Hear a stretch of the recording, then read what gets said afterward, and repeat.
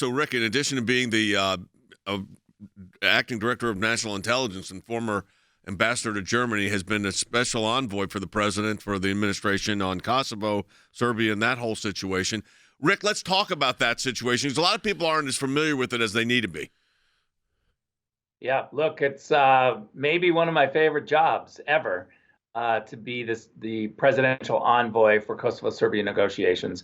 Great people on both sides who really, I think, when you look at the job creators in the region in the Balkans, they really just want to move on and create some economic development for the young people. You know, there's a problem in the Balkans that a lot of the young people are moving to Germany or Hungary or Poland, where there are jobs where they can create some momentum for their family and have a life that is better than what they had. And that's really, I think, what all parents want to give to their children is a better life than what they have.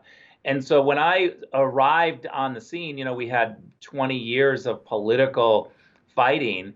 And what President Trump said to me is let's try to create some economic momentum. Let's see if job creation and bringing in U.S. and European companies to go into the region, see if that can somehow change the political calculus. Now, the old Balkan hands in Washington, D.C. hated it because we weren't talking about all of their political issues, which give them jobs in Washington, D.C., and they've been writing about it for 20 years. They absolutely don't want this issue to go too fast to the end, because then their careers are over. And I see that problem at the State Department. I see it in Washington with NGOs. And so what we flipped on its head was the whole idea of first doing economic development, talking to our partners in the region, moving on past some of the hard political issues. We got 4 economic agreements, and it's really changed the calculus. I think that any administration that comes after the Trump administration in the future is going to have to deal with a newfound love in the region for America, for the Trump-style economy, for job creation. And so I'm hopeful that we're going to be able to bring in some massive amounts of jobs, and that's going to change the political calculus. Certainly, Serbia and Kosovo are going to be closer to the United States. They're going to feel closer to the people of the United States. The perceived conflict that's there is going to create a lot of momentum, and it's certainly going to help on the other political issues that they have to deal with in Europe towards membership into the EU. I want to talk about Europe too, because you were the U.S. ambassador to Germany. Germany has got the biggest economy in Europe. We had we've seen the UK leave the Euro. I mean, it's just been an interesting time.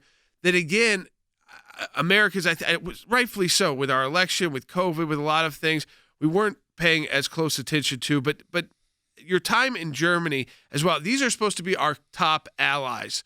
I know in a lot of matters, it's probably no question they are, but it seemed to be getting very hostile because they just didn't like our approach, which I think you've rightfully said is that it's not all about consensus under the Trump administration. I worry we're going to go back to that if it's the Biden administration. But people, I think also we need to get kind of up to speed on what is happening in Europe right now, or Western Europe and our allies.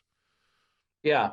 So first of all, let's remember when we talk about Europe, or specifically Germany, there are 3 concepts. They're the German people, there's German businesses, and there's the German government. And I think it's really important to not include all of them in how we're describing Germany. And let me give you an example. Great story. President Trump meeting with Chancellor Merkel.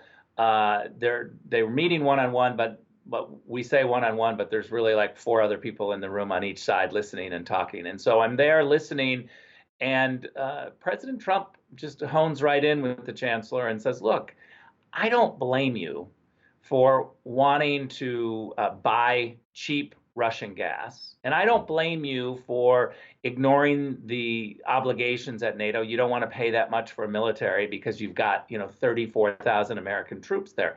I don't blame you. But you have to understand that you now are dealing with somebody who wants America first, just like you want Germany first. We recognize in our policy that countries are going to seek what's best for them. So in Germany, there's a Germany first economic model. In France, there's a France first economic model. Brexit happened because the UK wanted to put themselves first.